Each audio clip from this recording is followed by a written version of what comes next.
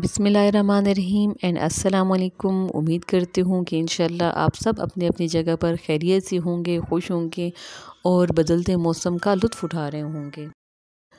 बदलते मौसम का मतलब है बदलते पकवान, बदलता लिबास, हर रुख ज़िंदगी का बदल रहा होता है और इस खूबसूरत तब्दीली को इंजॉय करने के लिए मैं बाहर बैठ गई और इन खूबसूरत से दानों यानी कि चनों को साफ़ करने लगी। मसल मसल कर इनके छिलके हटाए और उनको फूंक मारकर हवा में उड़ा दिया। ये हर तरफ फैल गए यानी कि मेरे लिए सफाई का काम भी बढ़ गया, लेकिन चले कोई नहीं, खैर है। अगर तवानाई हासिल करेंगे तो फिर तवानाई को इस्तेमाल भी करेंगे। चनों को खूब अच्छे तरीके से मसलने, छिलके हवा में उड़ाने के बाद बारी आ गई थी पिस्ते की। पिस्तों को मैंने खूब अच्छे तरीके से साफ़ कर लिया था, लेकिन इस दफ़ा समझदारी दिखाई और छिलके जो है मैंने शापर में ही पड़े रहने दिए, क्योंकि मुझे तजुर्बा हो गया था कि क्या नतीजा निकलेगा अगर मैंने छिलके भी इधर फेंक दिए। और तजर्बे से ही अकल आ गई थी मुझे उम्मीद है आप ऐसा नहीं करेंगे, क्योंकि आप मुझसे ज़्यादा इंशाल्लाह समझदार होंगे। उसके बाद बारी आ गई बाकी तमाम इंग्रेडिएंट्स की। ये हमारे सामने पड़ा हुआ है फुल मखाना, जो कि मेरा सबसे पसंदीदा ड्राई फ्रूट है। मैं इसको बहुत इंजॉय करती हूँ, बहुत शौक़ से खाती हूँ। और ये मुख्तलिफ़ शेप के भी होते हैं, कुछ बहुत ही गोल खूबसूरत मोती की तरह होते हैं, कुछ इस तरह पफ भी होते हैं। साथ में है पिस्ता, अखरोट गरी और मेरे ख्याल में उसके साथ बादाम गरी पड़ी है। बादाम गरी के बाद है हमारे पास गोंद, एडिबल गम जिसको बोलते हैं। उसके बाद है सौंफ, थोड़ी सी कलौंजी और जायफल। सौंफ, जायफल और कलौंजी की ग़िज़ाई अहमियत बढ़ाने के लिए, जायका के लिए नहीं होते, लेकिन ग़िज़ाइयत बढ़ जाती है इससे। तिल है, खसखस है और अलसी है। और यहाँ पे किशमिश, छुहारे और खजूरें हैं और खुश्क खुबानी रखी हुई है। छोटा सा हावन दस्ता इलायची पीसने के लिए रखा है। अब पहले बर्तन को गरम करेंगे। गरम करने के बाद बिल्कुल थोड़ा सा मैंने इसमें तेल डाला है, बमुश्किल 1 टीस्पून होगा।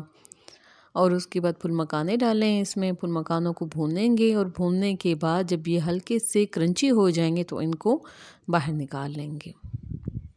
मौसम ठंडा हो रहा है मज़ीद, और ऐसे आप देख सकते हैं कि बादल खूब घने घने बादल आ गए हैं और बरसने के लिए बस तैयार हैं। धूप चली गई है और ठंड बढ़ गई है। और फिर यहाँ पे दोबारा फुल मखाना मैं भून रही हूँ, बस इनको डिश आउट कर लिया क्योंकि ये भून गए थे, क्रंची हो गए। गोंद भूनते के साथ ही ये फूल जाएगी और थोड़ी सी खस्ता हो जाएगी, कुरकुरी सी हो जाएगी। हाथ के उंगली के दबाव से ही ये टूटने लग जाएगी। बस इसको भी डिश आउट कर लेंगे। उसके बाद दोबारा थोड़ा सा ऑयल डालेंगे और उसके बाद खसखस, अलसी और तिल जो है वो भूनेंगे। जब ये भी तीनों इंग्रेडिएंट्स स्प्लैटर करने लग जाएंगे, भुनने लग जाएंगे और हमें अंदाज़ा हो जाएगा कि हाँ अब ये भी पक गए हैं, क्योंकि इनका भी थोड़ा सा कलर चेंज हो जाएगा। ये गर्म होकर खुद ही हवा में उछलने लग जाते हैं, तो इसको भी हम बाहर निकाल लेंगे। दोबारा थोड़ा सा तेल देसी घी ऐड किया है और इस मर्तबा अखरोट, बादाम और पिस्ता ये तीनों एक साथ ऐड किए हैं। और तेल इसलिए ज़रा सा डाला है, बिल्कुल थोड़ा सा, क्योंकि बादाम, पिस्ते और अखरोट में पहले से ही तेल होता है और जब हम इनको भूनते हैं तो इनका थोड़ा सा अपना तेल भी बाहर निकल आ जाता है, तो इसलिए इनके लिए बहुत ज़्यादा तेल का इस्तेमाल ज़रूरी भी नहीं होता। हाँ, बस इनको इतना भूनना है कि अच्छे तरीके से कोट हो जाए ऑयल में और खस्ता हो जाए और पीसने में आसानी रहे। दोबारा थोड़ा सा तेल ऐड किया है, देसी घी डाला है। देसी घी डालने के बाद किशमिश डाली है। किशमिश को बहुत अच्छे तरीके से हम इस देसी घी में भूनेंगे और किशमिश जो अच्छे तरीके से भून गई है, किशमिश थोड़ी सी आप देख रहे हैं कि ये इसका साइज़ भी बड़ा हो गया है। और बस इसको भूनने के बाद भी हम इसको डिश आउट कर लेंगे, क्योंकि अब ये बिल्कुल रेडी है।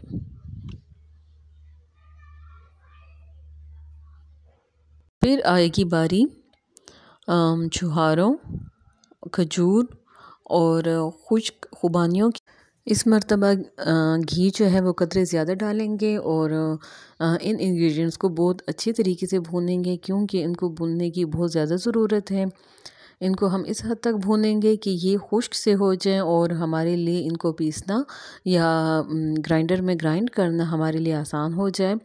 यहाँ पर मैं खुशबुनियाँ काट काट कर डाल रही हूँ और अच्छे तरीके से इनको बर्तन में भून रही हूँ ताकि हमें बाद में मुश्किल ना आए।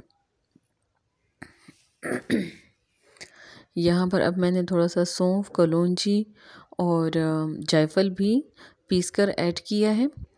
जायफल पीसकर डालेंगे। ये मैंने जायफल भी डाल दिया है इसमें। इससे बादीपन नहीं आएगा। दोबारा अच्छे तरीके से भूनेंगे और कोशिश करेंगे कि इस हद तक ये भून जाएं कि इनमें हल्का सा कड़कपन आ जाए, जो कि ज़्यादा पॉसिबल तो नहीं होता क्योंकि ये अज्जा ही इस किस्म के नहीं कि इनमें कड़क पन आ जाए, लेकिन बहरहाल हम कोशिश कर सकते हैं। उसके बाद सबसे आखिरी स्टेप है सूजी भूनने की। सूजी मैंने 1 कप सूजी ली है और उसको मैंने छानना शुरू किया है ताकि पतली वाली सूजी हमें मिल जाए और जो मोटी दरदरी किस्म की सूजी होती है वो साइड पे रह जाए। वो वाली जो सूजी थी जो मोटी थी और जो मज़े की नहीं लगती है वो मैंने हटा दी। यहाँ पर 1 कप पिसे हुए काले चने डाले हैं, उनको भी अच्छे तरीके से छाना है और जो उनका रिमेनिंग पार्ट था वो मैंने हटा दिया है। जब सूजी अच्छी तरीके से भुन जाएगी तो उसमें हम ड्राई इंग्रेडिएंट्स दोबारा डालेंगे। तब आधे ड्राई फ्रूट्स अभी डाले हैं और आधे बाद में डालेंगे। इनको खूब अच्छे तरीके से मिक्स किया और अब बारी आ जाती है बाकी के जो अज्जा हैं उनको ग्राइंड करने की। यहाँ पे मैंने चॉपर में इन तमाम चीज़ों को डाला है। अगर आपके पास चॉपर नहीं है तो आप हाँ दस्ते में भी इनको कूट सकती हैं। इन तमाम चीज़ों को अच्छे तरीके से ग्राइंड किया। ग्राइंड करने के बाद इस ड्राई फ्रूट को भी उस सूजी में दोबारा से मिक्स कर लिया है जिसमें साबित ड्राई फ्रूट्स पहले से मौजूद हैं। साबित और पिसे हुए ड्राई फ्रूट्स को मिलाने के बाद अच्छे तरीके से इनको हिलाया जुलाया है ताकि सूजी और तमाम ड्राई फ्रूट्स जो हैं वो आपस में रच बस जाएं, अच्छे तरीके से मिक्स हो जाएं। इनका मज़ा ही इसी में है कि पिसी हुई हालत में जो ड्राई फ्रूट्स आपके मुंह में आते हैं वो अलग ग़िज़ाइयत और तवानाई देते हैं और पिसी हुई हालत में जो आते हैं वो इसकी लज़्ज़त बढ़ाते हैं।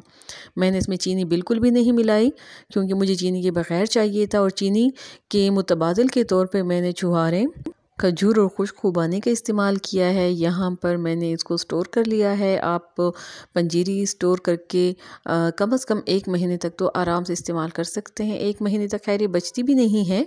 और यहाँ पे मैंने 1 सर्विंग में भी डाली है जो मैं इस्तेमाल करूँगी अगर मैं जॉब पे गई और जॉब पे भी मुझे ज़रूरत पड़ेगी, वैसे घर में भी ज़रूरत पड़ जाती है। और यहाँ पर मैंने इसको स्टोर कर लिया है। उम्मीद है इंशाल्लाह आपको रेसिपी पसंद आई होगी। अगर रेसिपी पसंद आई है तो लाइक, शेयर और सब्सक्राइब करें और अपनी मोहब्बत का इजहार करें। बहुत शुक्रिया। अल्लाह हाफ़िज़।